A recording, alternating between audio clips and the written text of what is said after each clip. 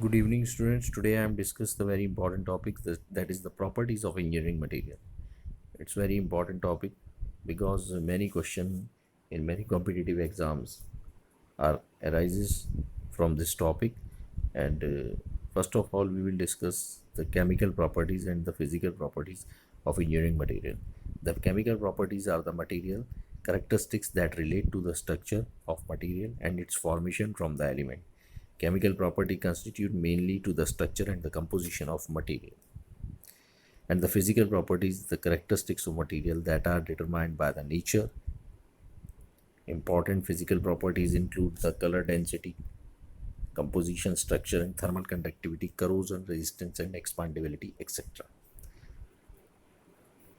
And mechanical properties. The mechanical properties are the characteristics of material that are displayed when the force is applied to the material.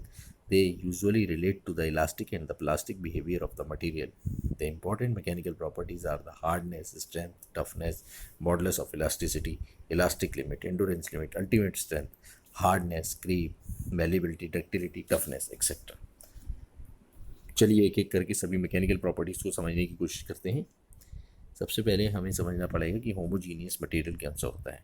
देखिए, ऐसे material जिनकी physical and chemical properties through out the system change नहीं होती, same रहती हैं, that is वो ऐसे materials को हम होमोजीनियस मटेरियल बोलते हैं.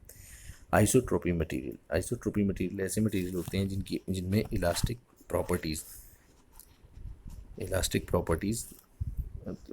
Through out the system change नहीं होती, दैट ऐसे प्रॉपर्टीज़ को हम आइसोट्रोपिक प्रॉपर्टीज़ कहते हैं. एंड आइसोट्रोपिक प्रॉपर्टीज जिसमें elastic properties through out the system change होती हैं, दैट ऐसे मटेरियल्स को हम आइसोट्रोपिक मटेरियल बोलते हैं. चलिए, elastic material and elasticity and elastic material elastic behaviour of the material क्या होता है ये समझने की कोशिश करते हैं.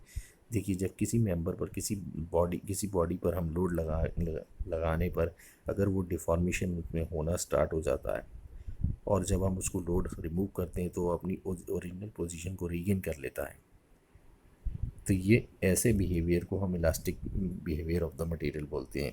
अगर हम और उसके ऊपर लोड लगाएं और वो अपनी पोजीशन पर वापस ना आए, अपनी पोजीशन पर वापस रीगेन ना हो, तो ऐसे जोन को हम प्लास्टिक डिफॉर्मेशन बोलते हैं. इस चीज़ को हम इस एग्जांपल से समझने की कोशिश करते हैं. अगर हम अपने पेन की स्प्रिंग को ज़्यादा ताकत से खींच दें तो वो अपनी पोजीशन को रीगेन नहीं करता है. इट मीन्स वो प्लास्टिक बिहेवियर से इलास्टिक बिहेवियर में चला जाता है मटेरियल, और वो अपनी पोजीशन को रीगेन नहीं करता है.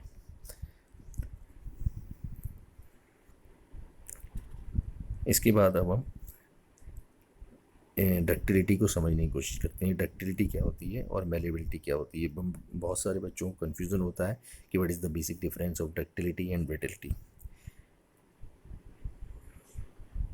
कोई मटेरियल फ्रैक्चर होने से पहले कितना डिफॉर्म हो सकता है, तो वो उसको उसकी डक्टिलिटी बोलते हैं. अगर हम इंडस्ट्रियल लैंग्वेज में समझने की कोशिश करें, अगर किसी बॉडी को अगर हम किसी बॉडी को 5% से ज़्यादा एलोंगेशन करें या 5% ज़्यादा उसके अंदर प्लास्टिक डिफॉर्मेशन हो, तो वो डक्टाइल मटेरियल होता है. और अगर 5% से कम डिफॉर्मेशन हो तो वो ब्रिटल मटेरियल होता है. तो बेसिक डिफरेंस है ब्रिटल और डक्टिलिटी के अंदर.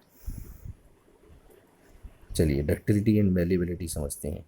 मेलेबिलिटी डक्टिलिटी और मेलेबिलिटी में अंतर यही है कि डक्टिलिटी एक यूनिट डायरेक्शन में जितना प्लास्टिक डिफॉर्मेशन होता है क्रैक होने से पहले, that is known as the ductility. And malleability सभी डायरेक्शन में प्लास्टिक डिफॉर्मेशन क्रैक होने से पहले की प्रोसेस को मेलेबिलिटी कहते हैं. इसमें जो मटेरियल है उसको हम थिन शीट में कन्वर्ट कर सकते हैं. ऐसी प्रॉपर्टीज़ को मेलेबिलिटी प्रॉपर्टी कहते हैं. और मेलेबिलिटी जो है उसमें एक ऐसी प्रोसेस होती है जिसके अंदर हम किसी भी मटेरियल को प्लास्टिकली डिफॉर्म करते हैं और थिन शीट में कन्वर्ट करते हैं क्रैक होने तक. Aluminium, copper and gold, these all are the malleable material. तो फ़र्क सिर्फ डक्टिलिटी और मेलेबिलिटी में इतना ही है कि एक यूनिट डायरेक्शन में जो प्लास्टिक डिफॉर्मेशन होता है that is known as the ductility. But इन सभी डायरेक्शन में जो प्लास्टिक डिफॉर्मेशन होता है और थिन शीट्स में कन्वर्ट करते हैं हम किसी भी मटेरियल को क्रैक होने से पहले, तो हम उसको मेलिबिलिटी बोलते हैं। चलिए हार्डनेस, टफनेस और स्ट्रेंथ के बारे में बात करते हैं। देखिए हार्डनेस क्या है, प्लास्टिक डिफॉर्मेशन एंड फ्रैक्चर को रेजिस्ट करने की कैपेसिटी को बोलते हैं हार्डनेस। एंड टफनेस तो फ्रैक्चर से पहले कितना शॉक एब्जॉर्बर करता है, फ्रैक्चर से पहले कोई बॉडी कितना शॉक और कितनी एनर्जी को एब्जॉर्ब करता है, that is known as the toughness. The stress strain diagram की जब हम बात करें तो स्ट्रेस स्ट्रेन डायग्राम में जो नीचे का डायग्राम का जो नीचे वाला पार्ट है, नीचे वाला एरिया है, दैट इज़ वो टफनेस को रिप्रेजेंट करता है। इस तरह से हम स्ट्रेंथ की बात करें तो फ्रैक्चर को, कोई भी बॉडी फ्रैक्चर को कितना रेजिस्ट कर सकती है, फ्रैक्चर को कितना रेजिस्ट कर सकती है, that is known as the strength of the body. तो ये इस चीज़ को हम इस तरह से समझ सकते हैं। चलिए अब हम बात करते हैं कोल्ड शॉर्टनेस की और रेड शॉर्टनेस की। Cold shortness, red shortness and red hotness की। देखिए कोल्ड शॉर्टनेस में कोई भी मटेरियल का टेम्परेचर अगर क्रिस्टलाइजेशन टेम्परेचर से नीचे रहता है और उसमें फिर ब्रिटलनेस आ जाती है, तो ऐसे मटेरियल को हम कोल्ड शॉर्टनेस कहते हैं। रेड शॉर्टनेस, कोई भी मटेरियल को हम क्रिस्टलाइजेशन टेम्परेचर के अगर अबव रखते हैं तो उसमें ब्रिटलनेस आ जाती है, तो ऐसे मटेरियल को हम ऐसी प्रॉपर्टीज़ ऑफ मटेरियल्स को हम रेड शॉर्टनेस बोलते हैं। रेड हॉटनेस में हम जब टूल को हम इतना टेम्परेचर देते हैं कि वो फ्रैक्चर ना हो, इससे उसकी और स्ट्रेंथ बढ़े, तो ऐसी प्रॉपर्टीज़ को हम रेड हॉटनेस बोलते हैं। चलिए इसके बाद हम मशीनेबिलिटी बढ़ते हैं।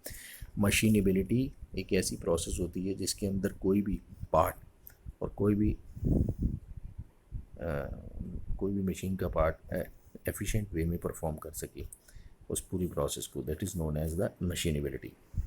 एम्ब्रिटलमेंट एक ऐसा प्रोसेस होता है जिसके अंदर लॉस ऑफ डक्टिलिटी होता है। इस पूरी प्रोसेस में लॉस ऑफ डक्टिलिटी को एम्ब्रिटलमेंट बोलते हैं। ये आज मैंने आप सभी को ये सभी प्रॉपर्टीज़ के बारे में बताया और इन सभी प्रॉपर्टीज़ में क्या क्या डिफरेंस है ये बताया। आई थिंक सो आपको ये सभी कुछ समझ में आया होगा। चलिए, थैंक यू।